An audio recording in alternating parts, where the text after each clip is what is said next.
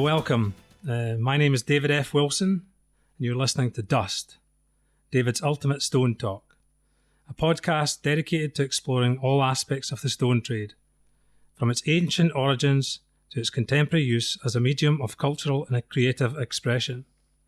And tonight I'm joined by Norman Haddow, Scottish Master Craftsman of the traditional craft of dry stone walling. Good evening, Norman. Good evening to you, David. Thank you for joining me here. Firstly, do you call it diking or walling? Diking. Diking, yeah. Funnily enough, it's always been diking for me too. Yeah, when I'm abroad, they don't know what that is, so I usually say walling or dry stone waller, and then I change it to. But in Scotland, we call that a dry stone diking. Yeah. So when I put anything about myself, I always call myself a waller because I don't want to. Because sometimes I use mortar, so other people go, "Oh, but you're not a dry stone waller," so or diker. So I always put waller. So I believe you've just returned back from Italy. Yes, I had a great time. Time across there, working holiday. Well, working hard at the weekends because we had a crowd of folk coming in 2 weekends. But I don't have any Italian or very little. But that's where you've been this evening, I believe. That's true. I'm trying to learn. Too late. How is the Italian coming on? Slowly, very slowly. Can you give us something Italian tonight? Sorry? Can you give us a little phrase of Italian tonight? Oh, no, I wouldn't even attempt that. I was corrected First lesson tonight, was it? No, I wish it had been, but I'm coming on, but slow, very slow. So you need a few more return trips to Italy then?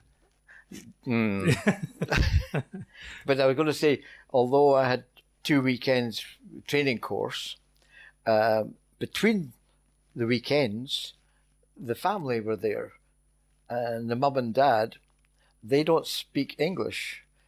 Okay. So it was all signs, and we actually got on quite well. They overworked, and both of them were a wee bit sore after the first couple of days. Okay. But apart from that, we had a great time. Quite rural sort of location, was it? We were up a hill above Lake Como. Okay. It was a half-hour walk in the morning. We drove first, and then we had a big, long walk to get up the hill. So traditional terraces?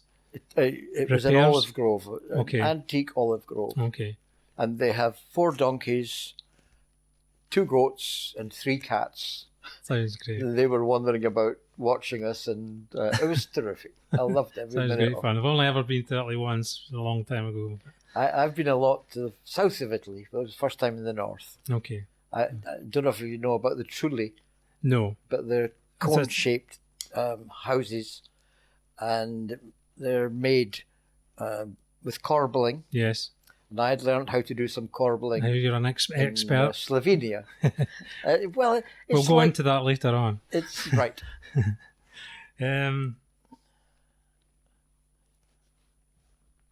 Yeah, so it's a kind of freak of location that we actually first met in Canada.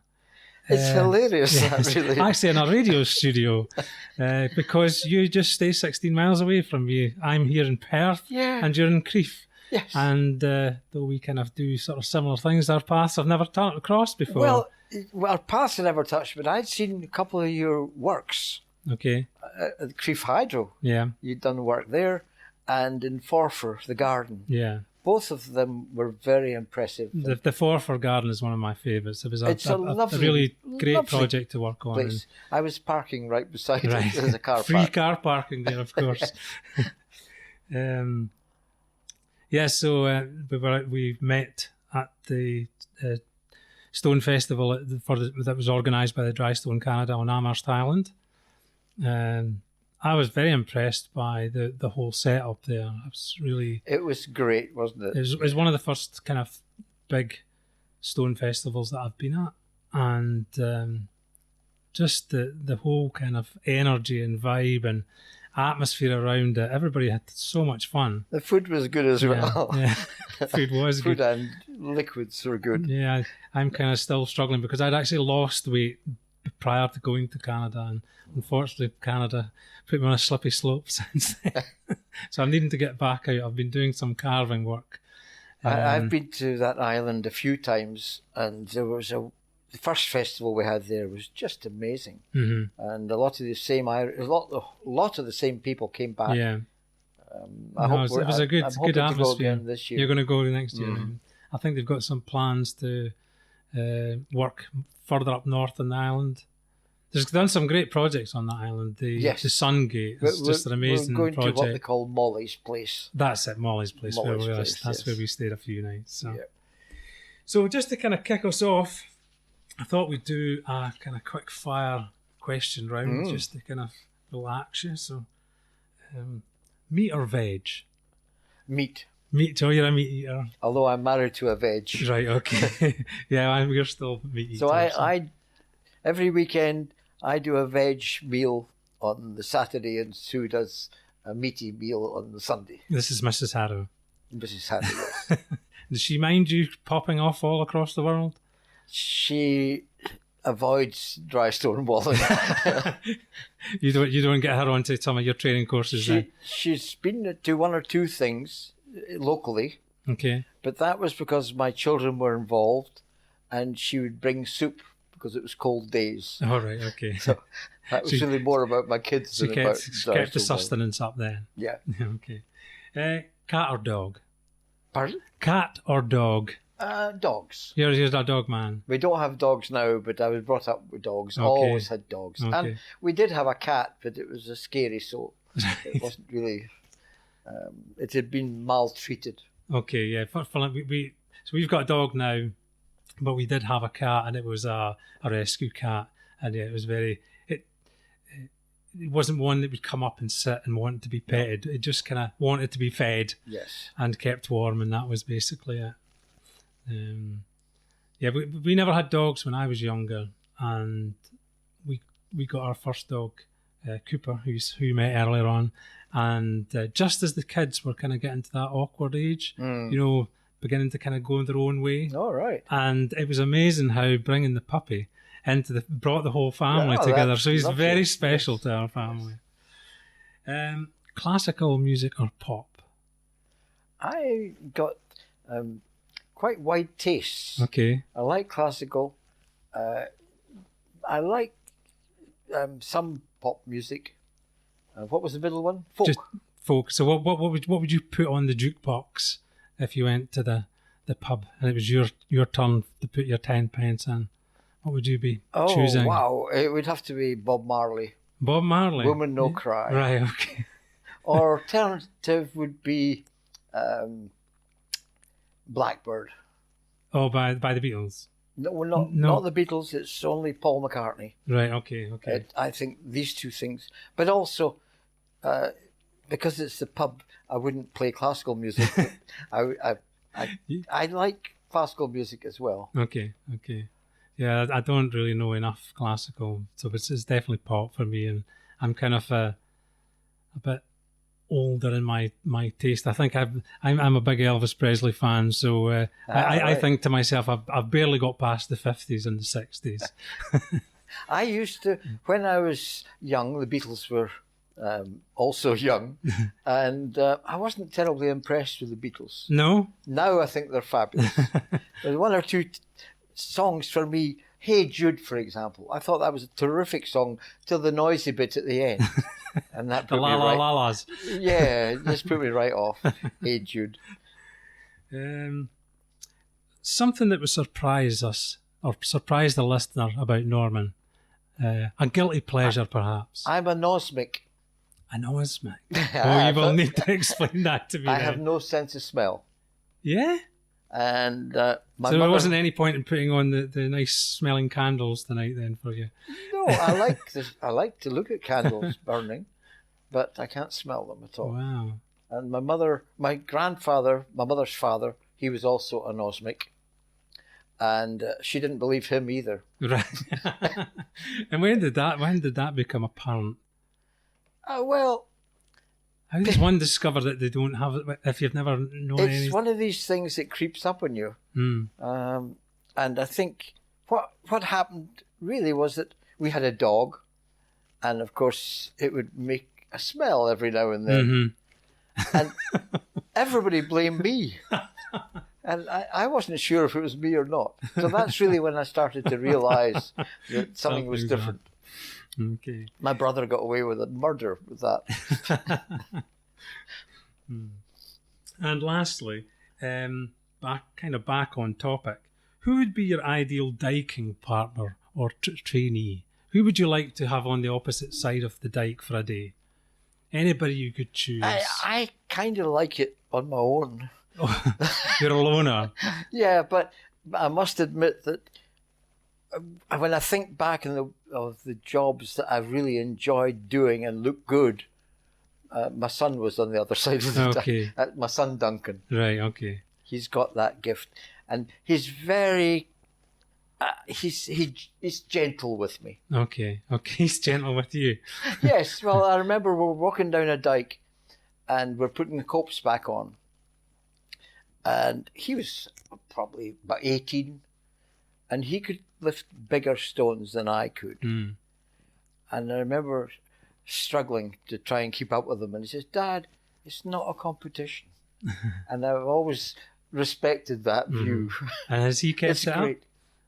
He does diking, yes, occasionally. Right. But now he's a gardener. Okay. He was a teacher. He's done all sorts. A wee bit like me, he's done all sorts of jobs. Okay. So nobody famous you'd quite like to teach how to do 2 over 1 and 1 over 2. Nobody famous you'd like to. Sorry, missed that. Somebody famous you would quite like to spend the day with. Oh wow! Anybody in history you could have a day out in the. I'm sad that Billy Connolly's getting old. Right. He would have been a great partner. He would have been terrific. Yes, he would have been a very good partner. That's a good choice. So could I be cheeky and ask what age you are then, Norman? What age you are? I'm 81. 81. So that must mean you grew up born 1938, is it? 37. 37. Okay. Just the end of 37. Okay. So what was growing up like? Where were you born? Where did you grow up? That's complicated as all things with me. I believe for the first few years that I was born in the Queen Mary. Okay. Because my cousins lived in Greenock, and during the war, we used to watch the Queen Elizabeth and the Queen Mary taking the troops to war. Okay. And my parents always told me I was born on the Queen Mary, and I told my friends at school that I was born on the Queen Mary. Then one day my mum said, no, not the ship, the Queen Mary nursing home in Edinburgh. And I'd already told my friends that I was born on the Queen Mary, which was true. So you grew up in kind of wartime Glasgow then? Sorry? Wartime Glasgow. Edinburgh, sorry. Yes, yes, but I went to, my cousins were in that part of the world. Okay. No, I was very much, my family were, my dad and mum were both Edinburgh folk. Okay. So, what were you like as a child? Yeah. Studious? Very boisterous? Shy. At school, apparently I had 2 nicknames. It was Sour Face and Smiler. They're kind of the polar opposites. Yeah, that's been me all my life, I sort of go in cycles. Okay. But I'm very happy, and then, oh dear, I get worried about what's happening. And so then your education then, did you go to... I went to Heriot's in Edinburgh, which is right below the 1 o'clock gun. Okay. Right in the middle of town. And we learned physics, the difference between the speed of light and the speed of sound. Because at 1 o'clock on the dot, there was this flash up at the castle, and then the sound got to us. So we could work out the difference, because we knew the distance. Okay. And in physics, we worked out the speed of light. Wow. That's a good practical kind and the speed of sound. Yes. And so what were you studying? Once I left left school, I went to Botanic Gardens and spent 4 years studying botany and zoology. In the botanics? Well, all the botany was in the botanics. Okay. And King's Buildings was where they had the zoology. So we had a bicycle, or I had a bicycle, and it was hard work. We were always in the botanics in the morning and King's Building in the afternoon, which is up very steep hills. Right, okay. So that's when I developed my coffee drinking habit. Halfway between. Yes. A little break. Well, sometimes quite a big break. And that then obviously led on to a career in microbiology. microbiology. I suppose I did botany and zoology because I thought I would get outside. Mm-hmm. That's what I wanted to do. Okay. Live So outside. that's always kind of been a driving kind of force. So, because I specialised in microbiology, I spent the next quite a long time in labs. Okay. So what kind of that's a totally different alien world for me. Well, I started off. What sort of thing were you doing in microbiology? My first in the lab. My first job in the lab was with Glaxo Laboratories, and I was in Edinburgh? In London. Right. There was no work in Scotland for microbiologists at that time. So you migrated? I migrated. I was 6 years down in London, which I loved. It's a great city. I love it. It's terrific, Yeah. but I left when we had kids because it wasn't the place to bring up kids. Mm-hmm. But I was working on cephalosporin, which is a rather unusual antibiotic, and it's used as the replacement for people who are allergic to penicillin. Okay. And I actually have a world patent. Oh. I don't get anything for it because Glaxo have the rights to that. Okay. But no, that was fun. Something you worked on or you actually discovered yourself? No, I didn't discover it, but what we were doing, we were trying to improve the quality, the production of cephalosporin when we were growing the fungus. It's a fungus like penicillin. Mm-hmm. So this be what, the early 60s, was it? This was, yeah. So you were in London? I was at university 56 to 60, so it was early 60s. Okay, so you were in London for the swinging 60s then? I was. Can you remember anything of it? Oh, yeah. We had free tickets. I got married while I was down there, and we used to go to the Albert Hall. That's where my love of classical music came from. It was just fantastic. And London's a strange place because if you went to the country bits, like the Chilterns, you could walk for an hour and see nobody. And then you came to a pub and it was full of people. Okay. You know, and I loved London. I changed jobs while I was in London. I spent 2 years as a consultant right in the centre of London, at the end of Oxford Street. Okay. And that was very interesting. He was a very clever man.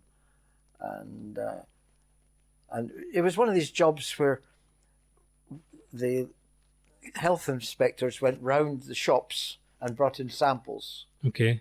And also we had things like complaints. There was a lady who was certain that her husband was trying to poison her. So we got a series of cups of cocoa. Okay. That must have been unusual, kind of. Very unusual. And I remember one great job I had. We were looking at samples of honey. And the health inspectors were suspicious because this man who had a few hives was producing a much larger quantity of honey than they thought would be reasonable. He maybe had just really industrious bees. Well, yes. So what we used to do was take some of the honey and spin it down and then look at the pollen grains. And I immediately saw there was some clover there. There was a wee bit of other British plants, but there was an odd honey grain in amongst that. Pollen grain. So I went down to the boss and he said, well, I suspect it's coming from Australia because there's cheap honey coming from Australia at the moment. Have a look for eucalyptus. And it was, in fact, eucalyptus pollen grains. And we got him. Wow, that must be quite satisfying. It was very satisfying. It's a kind of real detective kind of story. Yes. And we did quite a lot of that stuff. Okay. And I loved it. But when we got to the stage of having children, I was spending about 3 hours a day travelling. Yes. So the kids were still in bed when I left, and they were back in bed by the time I got back. Yeah. So we moved up to the north of Scotland. Okay, so how many children do you have?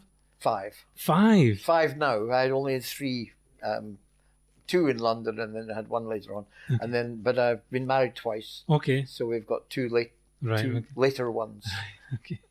So you moved to the north of Scotland? Yes. And I went to a food factory, Baxters of Speyside. Oh, Baxters? Yes, Baxters of Speyside. And my dad, he was a lorry driver. Uh-huh. And so where I grew up in Blairgowrie, which obviously at that time was a... That's where we got our raspberries. It was all raspberries. Yes, all raspberries. And during the summer months, my dad used to have to get up really early to go up to Baxter's with the loads of the raspberries and the strawberries and the fruit. Yeah. He always had to leave about 1 o'clock because he had to try and get it, because so much fruit was coming into the factory. Right. The lorries were backed up. Yeah. So if you didn't leave early, you were away back at the back of the queue. Right. So all the summers he was literally just get into his bed and so Baxter's are Fockivers. Well, they're a great company, still growing. Still there, yeah. They've just taken over Frey Bentis. Have they? Yes. Bizarre. No, they were. I learned a lot there. Okay. I was the scientist, really. Right. And it was lovely because so I did a great mix of personal career satisfaction and being able to be with your family. A lot of pressure as well, because I remember once you talk about raspberries. That was always a problem because if it had been raining, the raspberries were only fit for jam. Okay. And the decision on that was mine, being in charge of quality control. Okay. And in fact, there was another quite a tricky job. We used to do mushroom soup. Okay. And a load of mushrooms came in, and the raw material inspector came to me and says, "Norman, these are no good. They're open.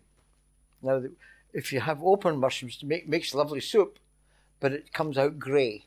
Okay. Because of the spores. So I had to reject them. And there was, I think, about 10 tons of mushrooms.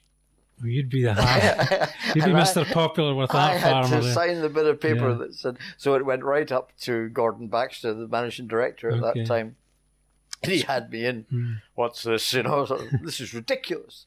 And I pointed out that since I'd been there, I discovered what was causing the greyness in mushroom soup, and we stopped using open mushrooms. Okay. All they went for closed mushrooms. So I'd been to the. I don't know whether you want to hear all this. No. It's all part of the story. There's quite a pressure on me to say, look, this isn't good enough, because there's nothing wrong with the mushrooms. Yeah. Except they were open. But the Scottish mushrooms. Pardon? Were they Scottish mushrooms? They're from somewhere in Fife. Okay. A big mushroom. I don't know if he's still there, but what had happened was the lorry was stuck at night in frost, bad snow, or whatever was happening, and so no fault of his.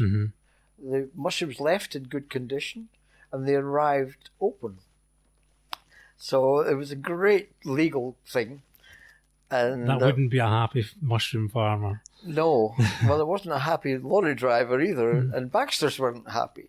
Everybody, and it was very difficult to know who to blame, apart from Big G.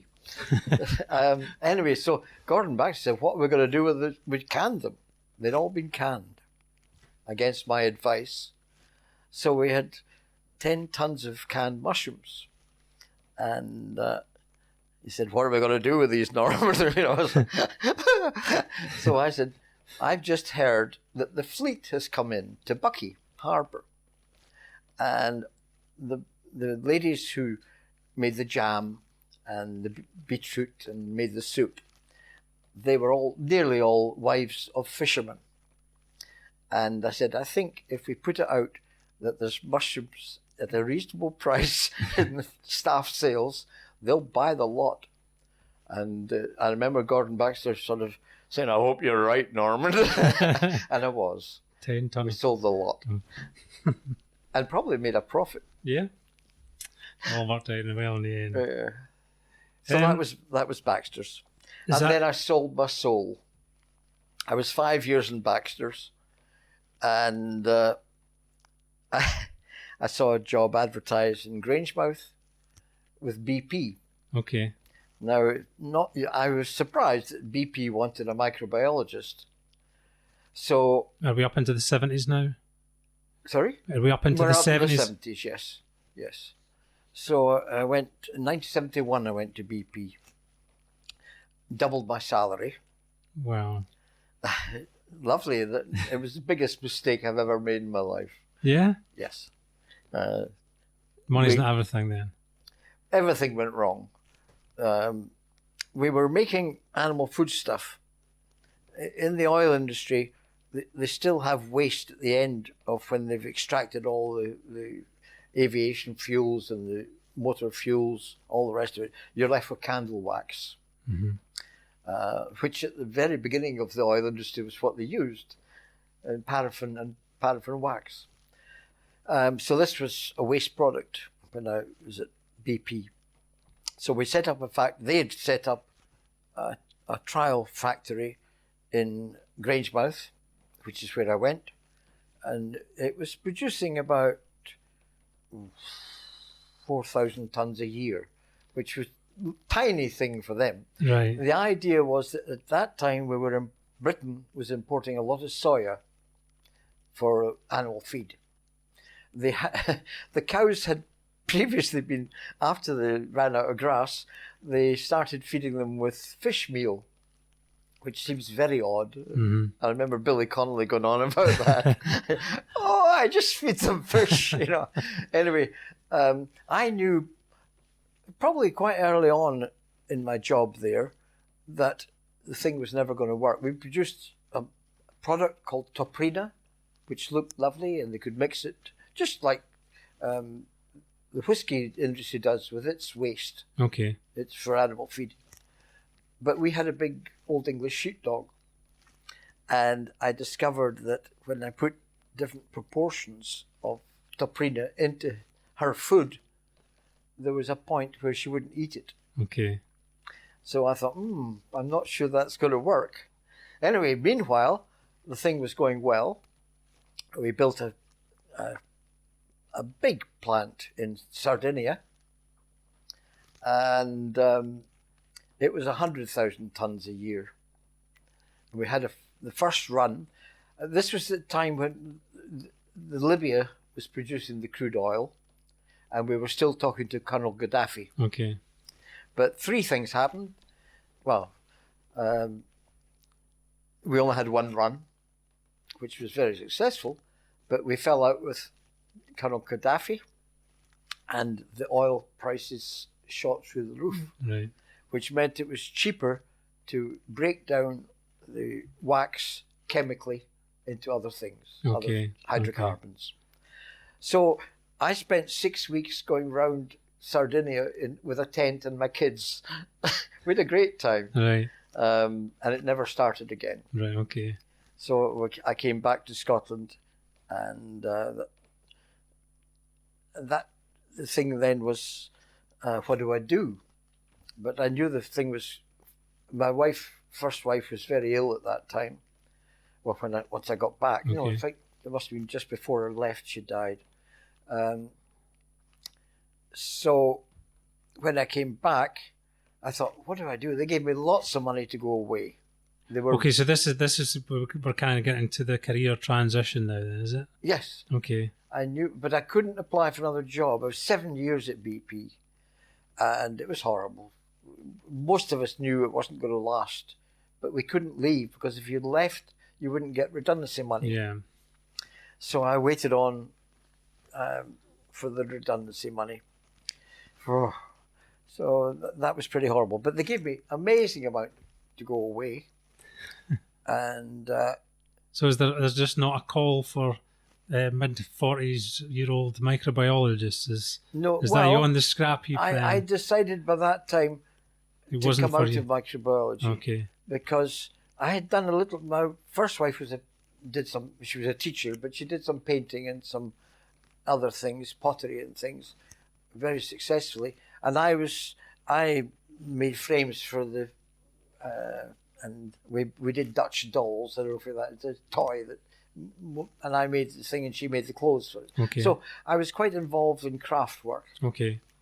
So I thought, let's buy a craft shop because I had loads of money. Okay. Oh, okay. And that's where we came to Crieff, Right. where we live now. And I had the craft shop. That's quite a kind of a leap. Quite a leap, yes. So I was there. Was this just going to be a kind of short-term playing about? Oh, no, or? it was a nice wee shop right in the square in Crieff. I made toys, miniature toys, which were very popular at the time. They're out of fashion now. But, and I made jams and jellies from my experience at Baxters. Okay. You had all the contacts. Yes. So that was great. I didn't do any microbiology. But, anyway, that lasted pretty well. But by that time I was remarried and we had 2 more children. So there were 7 of us in the house. Mm-hmm. And the shop was about smaller than this room. And my wife had been a teacher, but then she gave up when she had kids. So she wasn't teaching. So there wasn't really enough money to keep everything going, 7 people going. But I owned the shop. Mm-hmm. And however, and I liked the bank manager. He was very sensible, I thought. When in the days when you used to be able to speak to your bank manager. This, yeah. Well, then Now you don't. You just have to speak to a call centre now. well, he was a nice man. Yeah. And understood that I had plenty reserves because we'd bought a house in Crieff. The new bank manager didn't like the setup. Right. He said, could he see my books? So I showed him my books, and I was called in and said, Mr. Haddow, this will not do. And he wanted me to sell the shop and buy shares in the Bank of Scotland, which I thought was a bit corny. So I decided... He'd be on commission. Yeah, I didn't want... I had to get a job. But I'd been 7 years in BP, 5 years in the shop. I was really out of... quality control had changed. It had gone to computerized things and all sorts of scientific stuff that was way beyond me as a Okay, as you a hadn't kind of botanist. kept up, so... So I thought, what on earth am I going to do? I'd applied for some little jobs, nothing happened. But we used to gather newspapers for Friends of the Earth. My shop was very busy with people bringing in newspapers, not terribly busy. But in the back shop, there was a guy called Tom Ramage, who was the editor of the local paper. And we used to compare, we had posh people and ordinary people Okay. coming into the shop with their newspapers. So we used to compare the same news event and how it was treated in the different papers. From very left to very right. And he used to do that in the back shop, and we used to talk about it. The back shop was always more busy than the front shop.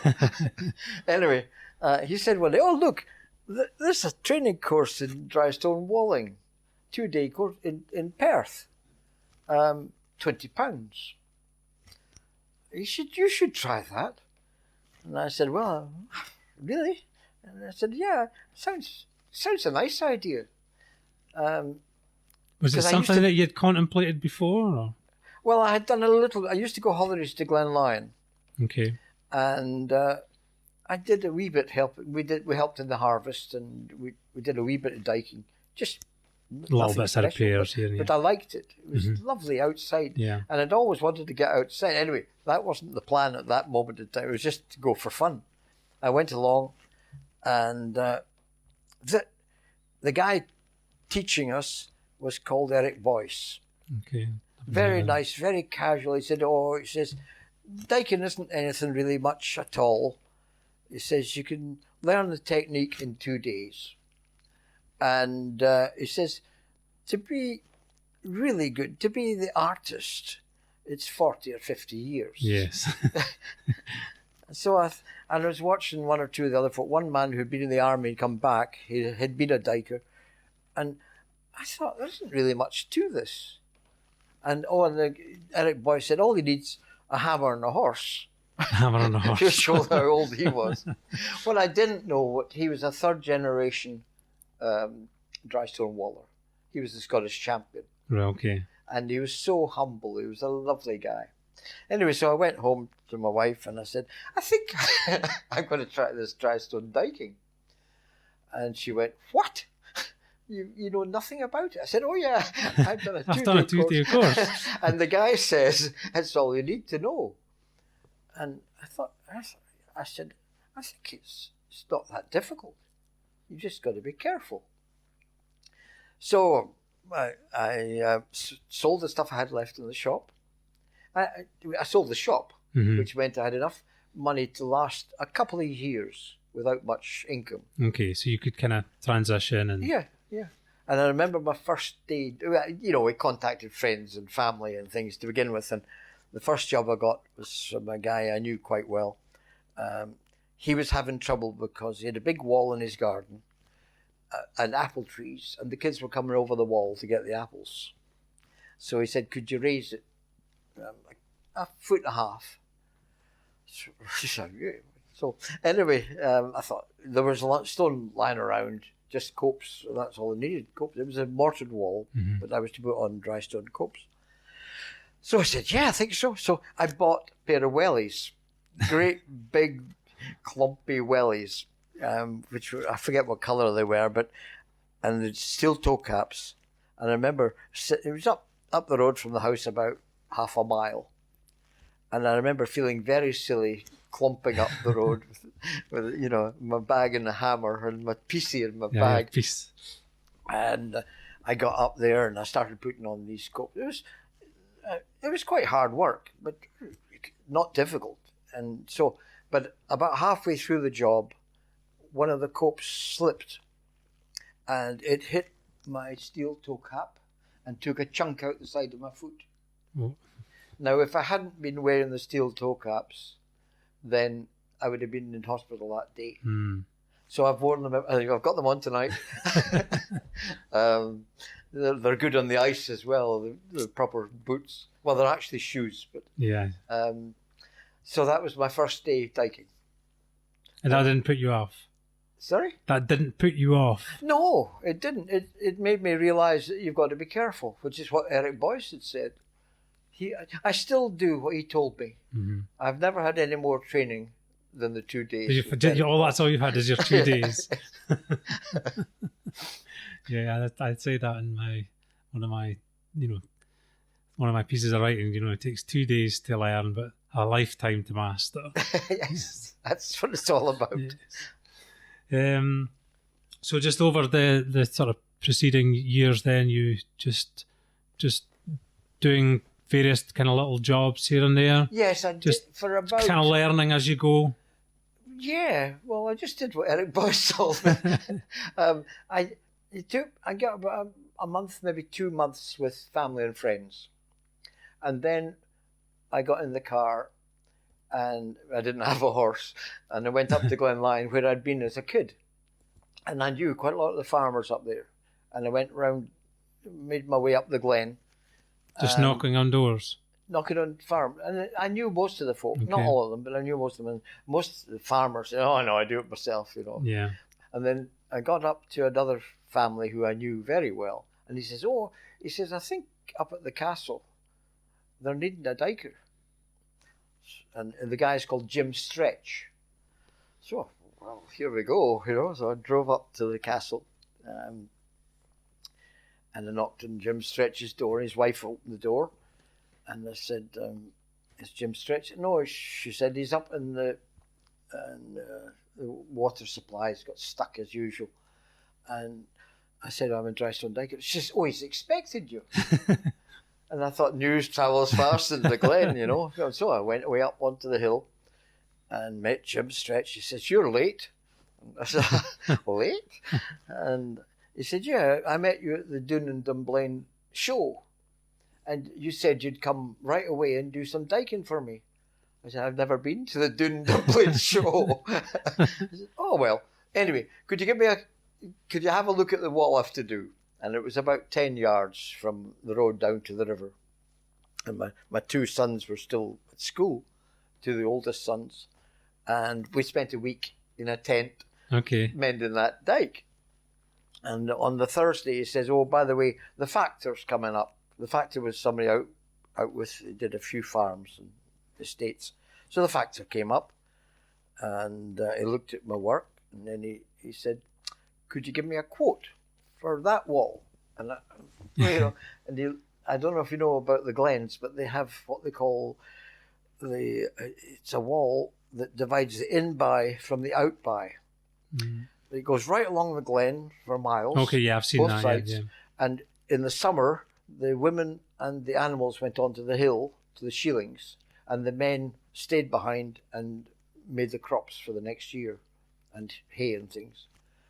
And it says that dike there, and I looked, and it was huge. It went on for miles, yes. And the deer had been coming through the wall and knocking it down in patches. So I said, yeah, I'll give you a quote.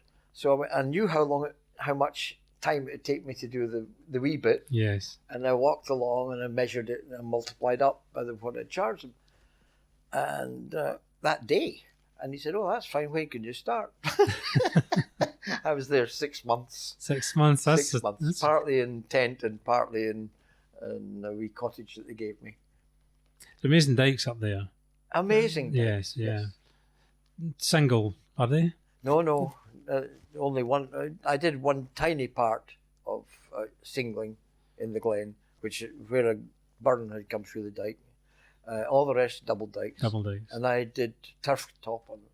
So were you having to collect stone, or was this mostly all there? Well, some of the other jobs. I was in Glenlyon for about 10 years. Off and on? Off and on. Well, mostly on. Right, okay. Because at that time, they were having grants, the ESA grants. Okay, to repair the dikes at that time. Yes, and there was £12 per yard for the dikes repair. Now at that time, that's what I was charging. The factor didn't keep a little bit for himself then. No. My charge was £12 a yard, and that meant they didn't have to pay anything. But whenever my price went up, I said no. Okay. They weren't prepared to pay anything themselves. And also a diker came up from the south, from Dumfriesshire, a very good diker, and he undercut me anyway. Okay. And he married the daughter of the farm, so that was the end of that. That was you. But it was a wonderful job. I used to camp where I'd been camping when I was a kid.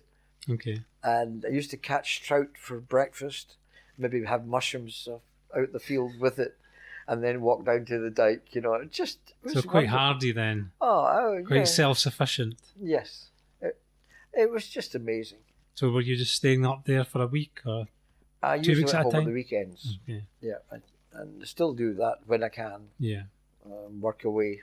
I have a job up at Rannoch at the moment.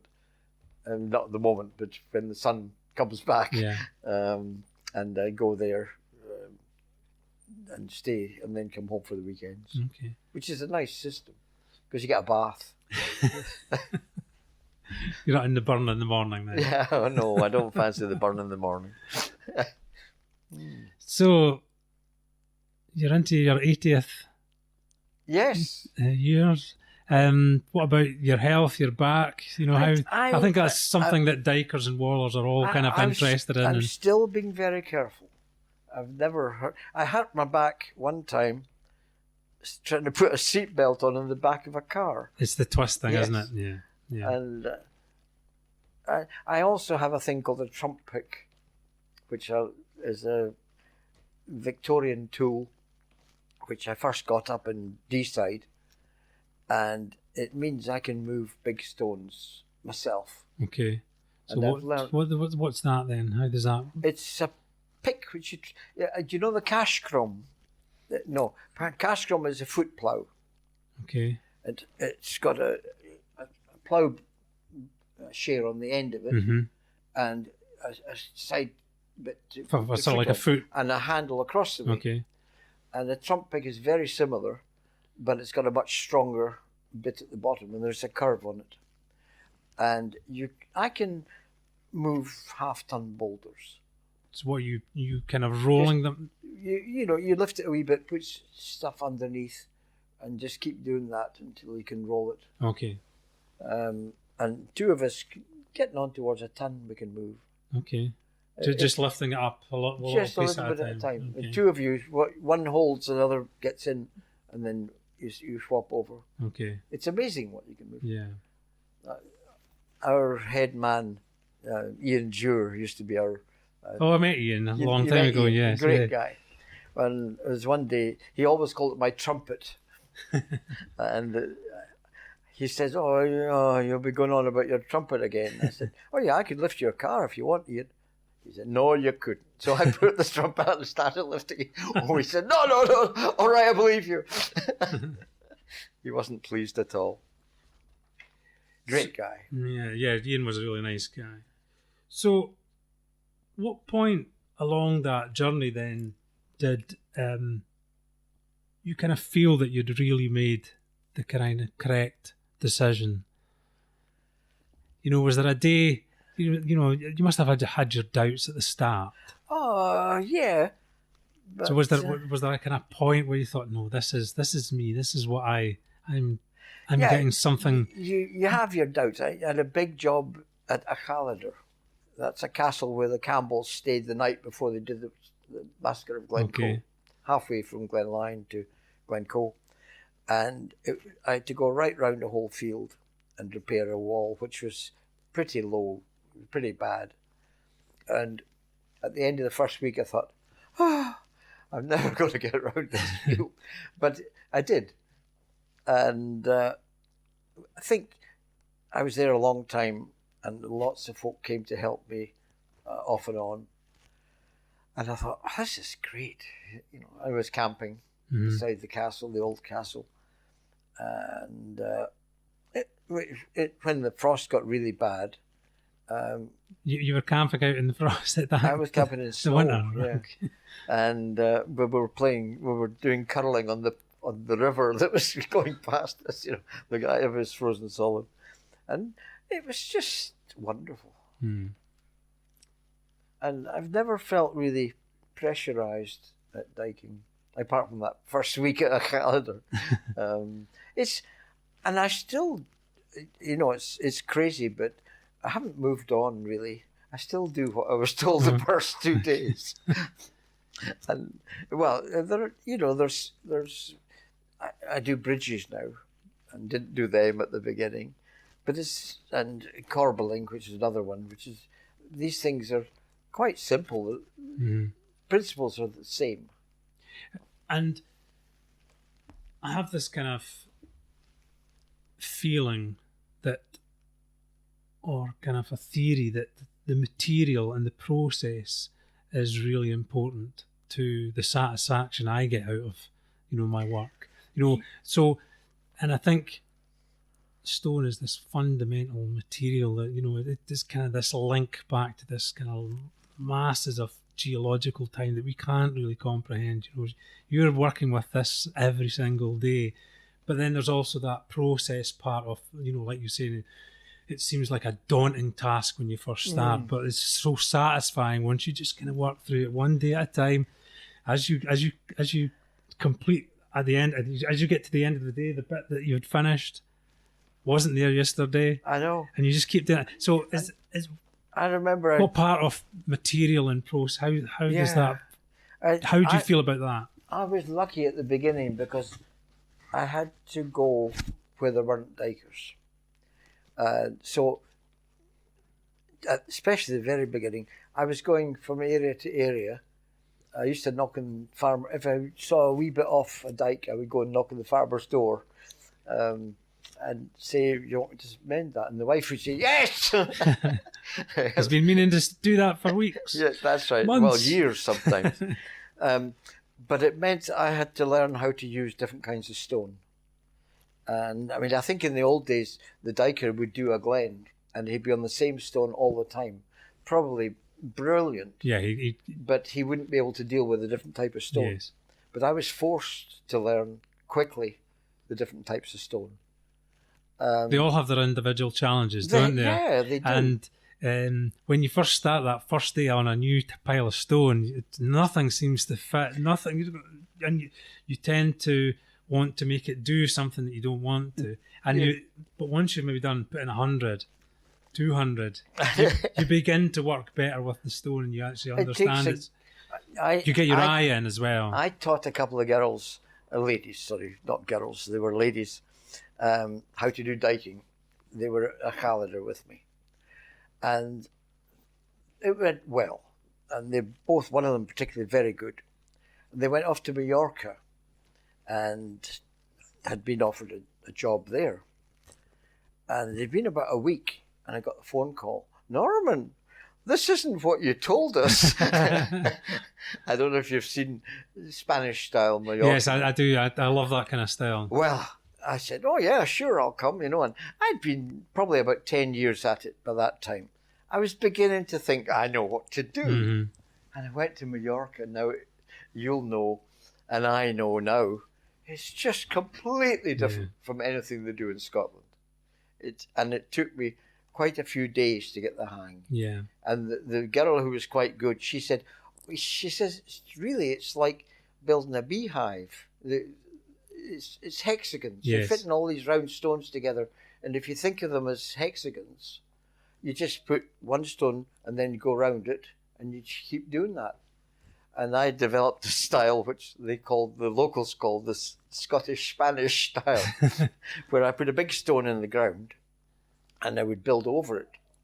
So I was building in courses, but it was wavy courses, and it worked fine. It looked terrific. So there wasn't a local guy there that you could kind of tap into their knowledge? Well, there was local walls there. That's what I did. You just looked and... At the beginning, I was filling all the little spaces on retaining walls. Oh, no. At least don't do that, because that's for drainage. Mm-hmm. So you weren't allowed to fill the spaces. So these were all kind of terrace for fields?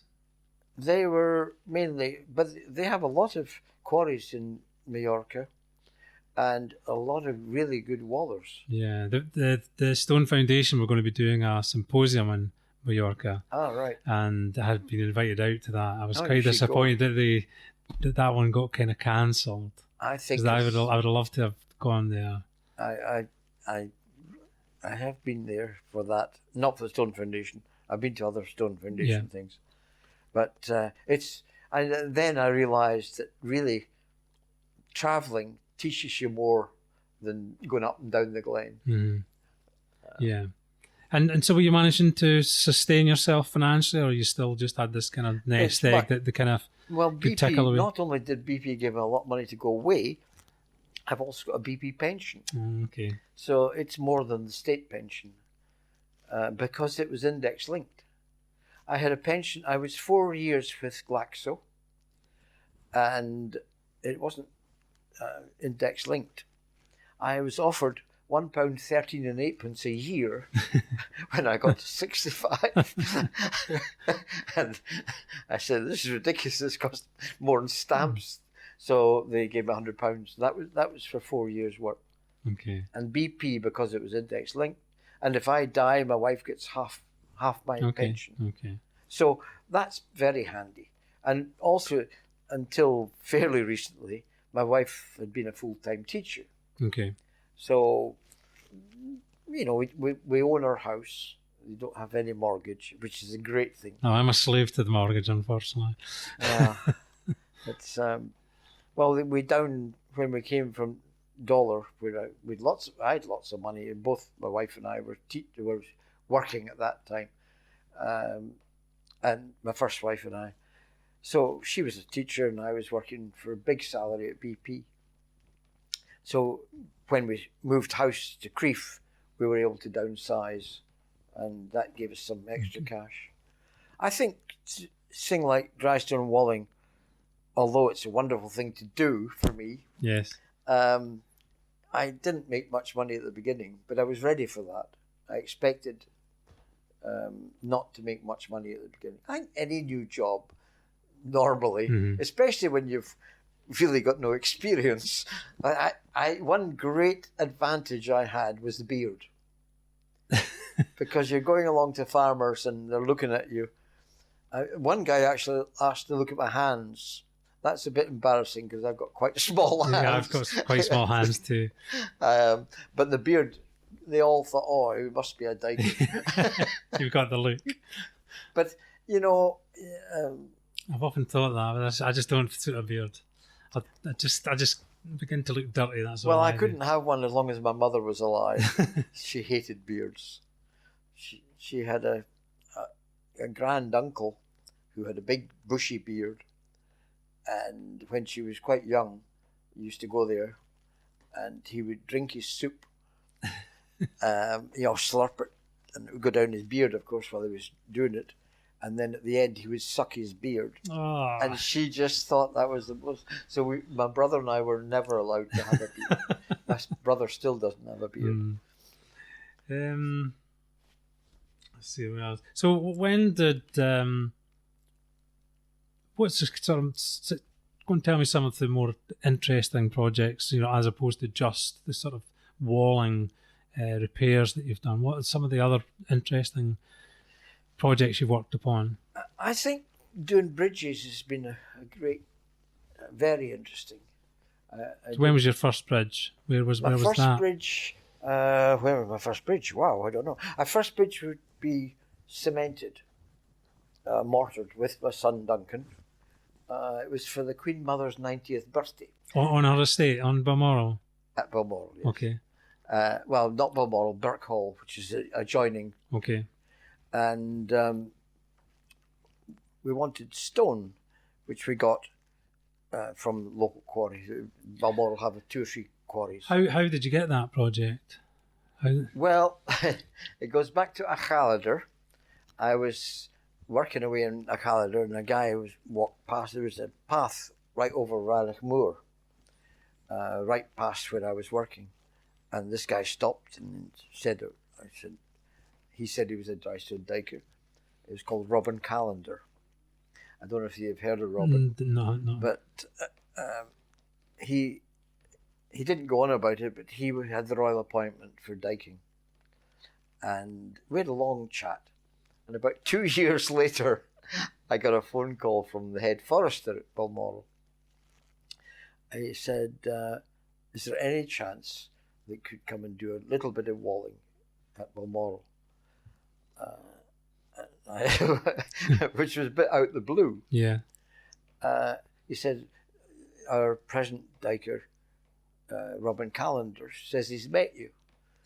And he thinks that you do the sort of thing that Prince Charles would like, because I like the phrase, you follow the natural contours of the land, which I took as, well, you're not very straight, but it doesn't really matter. So I went and did that. He was wanting to come out of diking, or at least diking for them, because he was interested in forestry at the time. And he gradually did less and less, and I did more and more. Okay, so you worked alongside him for a while? No, he was off. Right, okay. He became a forestry consultant at Westminster. Right, okay. He's a clever man. He had a degree in zoology, as distinct from mine in botany, So you were saying there was various quarries on Balmoral? Yes. Was one at Inver? There's one at Inver. I have connection there. You have? So my grandfather was the quarryman at Inver Quarry. I should actually show you some photographs, because I've got photographs of my grandfather in the quarry. It's a huge quarry. It's a my kind of earliest memories or my sort of first kind of knowledge of dry stone walling was that my grandfather came and stayed with us. We stayed in Blairgowrie, like I said. Right. And I remember my grandfather turned up at the door one day and he just was coming to stay with us. And so he'd kind of left my granny and come to stay with us. And I always remember it's one of my strongest memories of my father. He was a lorry driver, like I said. Excuse me. No, bless you. And my grandfather had been a crofter, and he had the skill, the dry stone walling skill, and he invited my dad to come out. He must have been speaking to somebody in the pub, a farmer in the pub, and he got this job to go out and do some repairs on a dike. So he wrote my father in to come along, and I can still remember my dad coming in at the end of the day, and the smile on his face, because he had just so much fun. And he was telling, because he's just normally stuck in a lorry, so he's outside, and he said, "It's amazing what your granddad could do. We took down all the stone, we laid it aside, and then we put it all back up together. It was just like a jigsaw."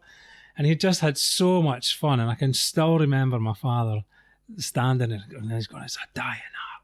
It's a dying art." And it's kind of funny. So I must have been maybe 5, 6, 7-year-old at that time. Quite young, but I can still remember that day, him standing there in the living room telling us all about that. So we'd always known that my granddad had worked in the quarries, and they're from Aberdeenshire, and he worked in Kemney Quarry, and I've got a great photograph. My mother died a few years ago, and going through her belongings, at the bottom of this drawer was a little book, and it was a book published by Fife, the quarry people, on their 100th anniversary or something. Right. And so I naturally became interested in stone. I started picking it up and looking through it.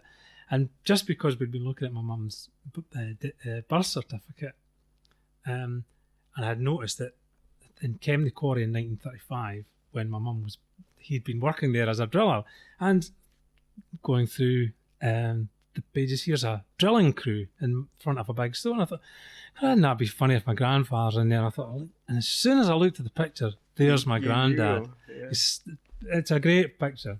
Gosh. So he obviously had worked in the quarries over the various different periods of his career, and he ended up at Inver. And again, when I was young, on rainy days, Mum used to try and keep us amused, so she would always have. We used to have an old black handbag that had all the old family photographs, and within that there was this paper cutting from the Press and Journal, and it's about this stone dedicated towards the soldiers of the 51st Highland Division, right? Which stands. It's this monolith sculpture that stands above on the cliff top at St Valery in Normandy, then Calais, the north of France. And my grandfather cut that out of Inver Quarry, and so that was one of the last stones to come out of the quarry. So we went back up there a couple of years ago. So the quarry's still there.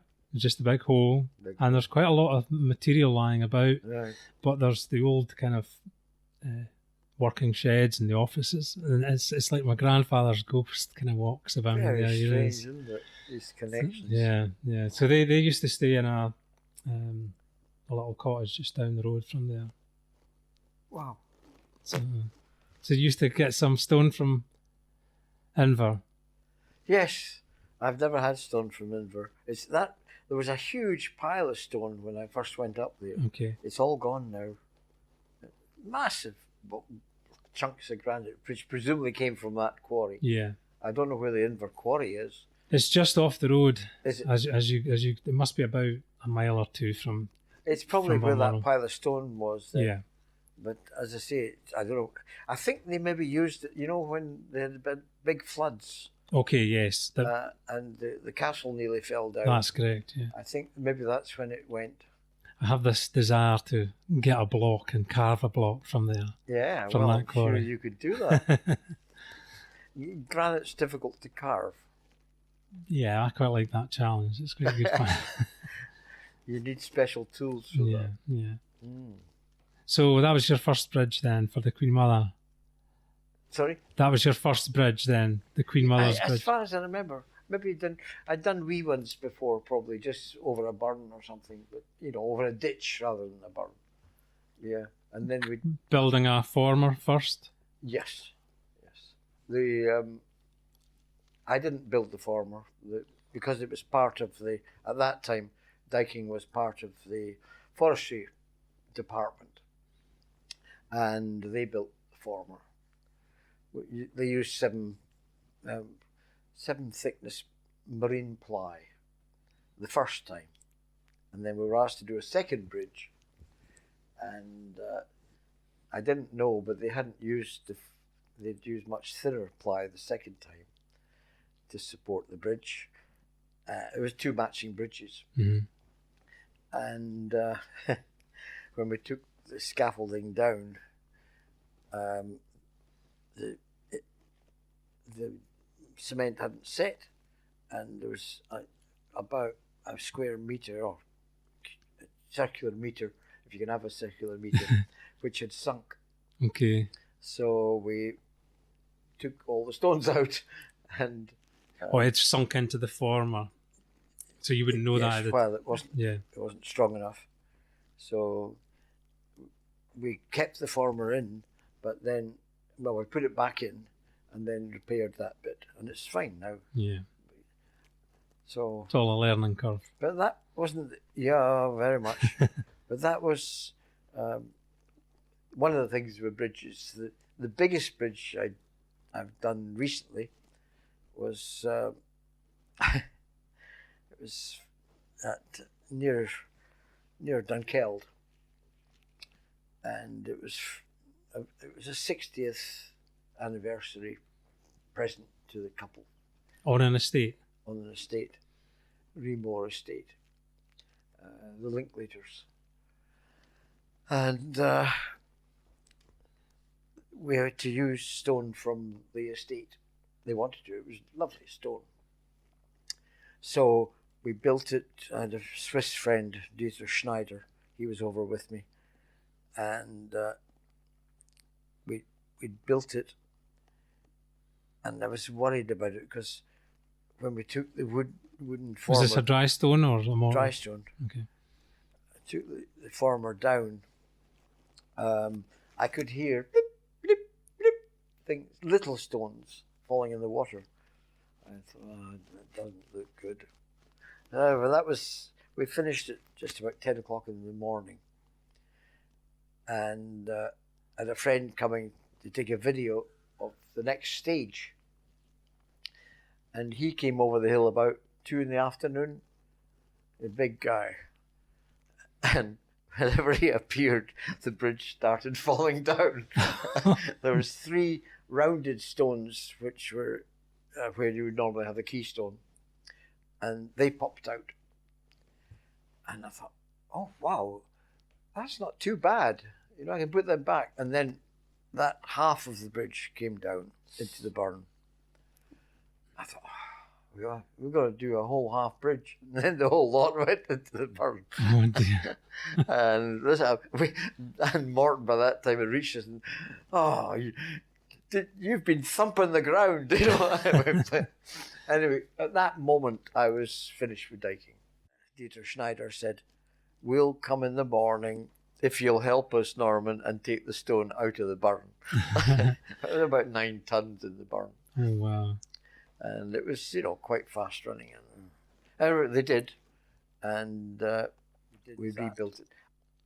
So a kind of pedestrian bridge then?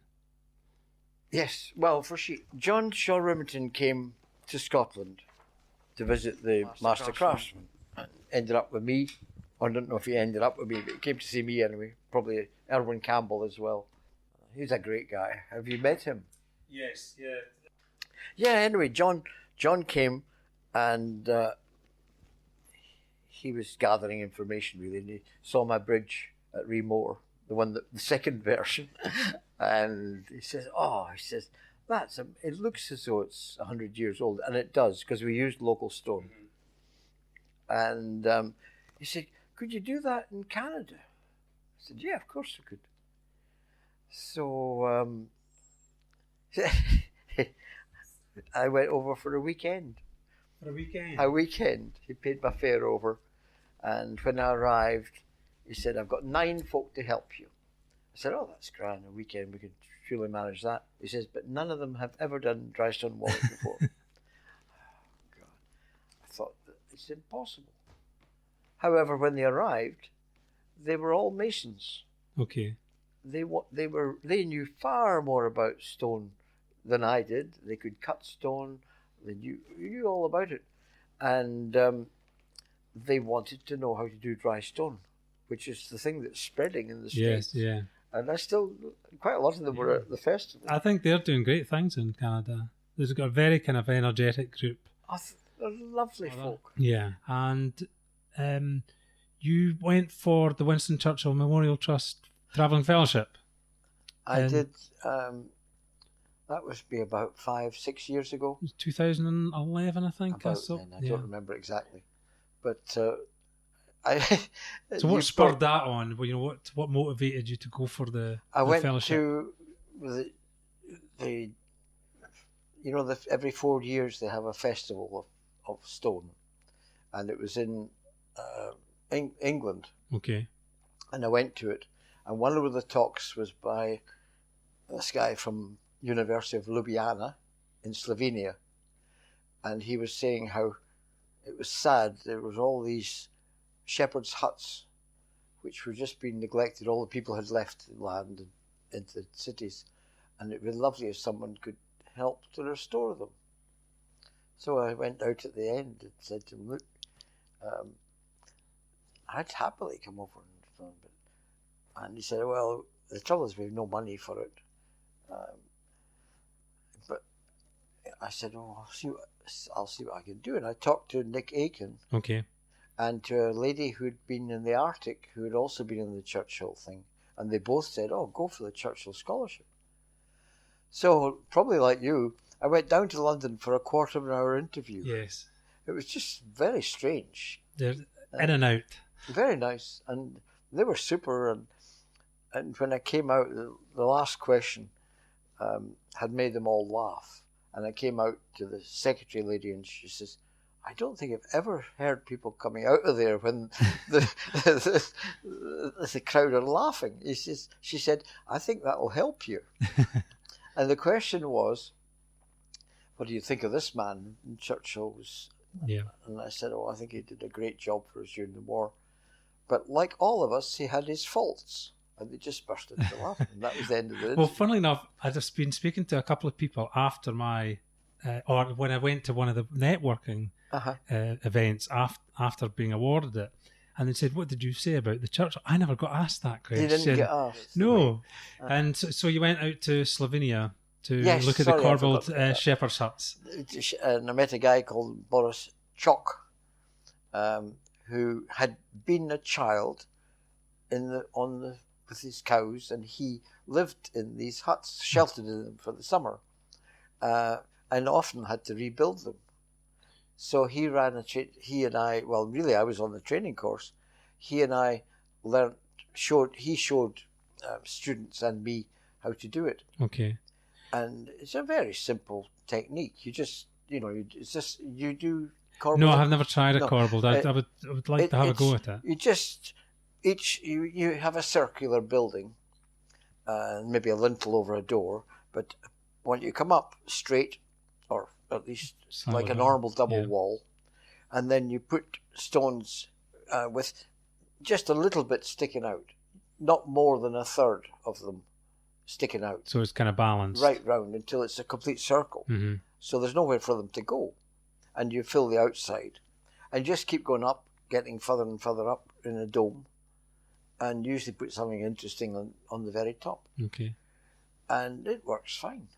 And can you, as you're going up, are you kind of leaning into it, so it's kind of beginning to, it's self-supporting it all the way up? It's self-supporting all the way up. Mm. And you can stand on what you're doing, because it's the stone that you're coming out with, plus a weighting stone on top. The next one is on top of it. So you're doing circle and circle, circle. There's nothing, nowhere for it to go. Mm-hmm. And John Shaw Remington and I were asked to do a tumulus. Okay. This is in England, and the guy searched the internet. And is this the burial chamber? Yeah. Mound? Yes. John probably told you about it. I didn't hear about that. No. Anyway, we did it together. The guy had searched the internet, and he and I were the only two that came up with ability to do corbelling. And John didn't actually know at that stage how to do it, but he picked up. It's quite simple. But it was 2 days and he was a master. With 7 feet below ground and 7 feet above ground. It was a huge thing. And enough room in the centre to put 2 coffins. Okay. There's a family. A husband and wife. Okay. The husband was the one that wanted it done, and he was determined his coffin would be in there. And his wife wanted us to put little alcoves in so that if he died first, it wasn't going to be a coffin, it was going to be ashes in the little alcoves. Stonework has really kind of given you a great kind of second career. Yes. A great kind of 4th career thing it is. second half to the life. To yes. life. Oh yes, about halfway through my life, I suddenly discovered. Well, I did biology because I wanted to be outside. Rewarding for you? Oh yeah, I mean, I think it's the only job I've ever had that is so rewarding physically and mentally. You really can keep yourself fit, and you can think about what really matters in the world. Yeah. And also, it's what I call practical conservation. So is it something what kind of advice would you give to anybody kind of contemplating the craft? Don't expect to earn a lot of money. I can second that one. But the really important thing is to enjoy yourself. Because if you're happy, the world round about you gets happy. Yeah. Well, again, one of the things that has become more and more apparent to myself as I've kind of met more and more stone people is what I term the stonemasons or the stoneworkers' smile. Everybody I've met, they have that smile. I can actually even recognise it in my grandfather from the photographs. You said that, and your father when he went to help him. Just that smile. There's something about stonework. It's very satisfying. That's really special, that. Yes. And that definitely should be kind of nurtured and encouraged. And I think that's one of the things I would like to hopefully do to achieve through the podcast would be that I could maybe perhaps put the smile on some other people's faces. Whether they just build a little feature in their own garden, or whether they get more involved and see it as beyond a hobby into a career, I think is definitely worth pursuing. We're in 2 different ends of the same game. Yes. I think. For me, it's a very basic craft, an ancient craft, and it takes 2 days to learn it. And you're moving from the artistic world into the stone world, and I find that quite interesting. I haven't really got out of the stone world. Right. I kind of, the way I see myself is that I'm not quite in the stone world. And I'm not quite in the art world. I'm kind of I call it in a no man's land somewhere. Right. But there are other people that are doing that, like John Shaw and Dan Snow. They're definitely kind of, blurring the boundaries between the two. Yes. And I think there's something really exciting in some of the work that's coming out. Some of the most interesting work that I saw in America and Canada was happening in private property. Yeah. People with money were recognising the worth of the craft, but not just wanting a wall. They're wanting it something more.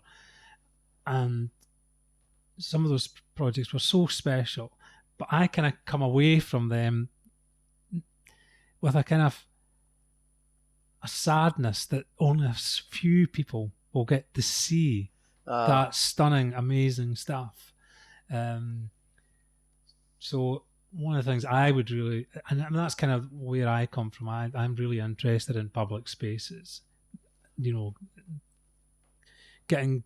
showing that to the widest kind of public, the widest kind of audience that I possibly can, because I think it brings something to spaces, especially the stone, and the textures, the colours, the way it changes in the different lights. And I think people respond to that. I think they respond as well to seeing it being created in that space. Well, Norm, it's been absolutely fascinating and a great pleasure to talk to you tonight. Hopefully our paths will cross again. I and hope not so. in the And distant future. and you're obviously beginning to meet some of the folk that I know quite well, and there's lots more that I'd like to meet. You seem to. We're in slightly different bits of the world. Exactly, yeah, just slightly And yet different. we live, what is it, 17 miles from each other? Actually, I gave a talk in Perth just before Christmas, and your name came up. So because it's one of your potential clients, or perhaps it's a client that's in your book, and they told me next time I see Norman, I have to chase you up because they're waiting on their wall. So you're Right, a man well, in high demand. Thank you for having me. Thank you, Norman. Thank you. All right. That's perfect.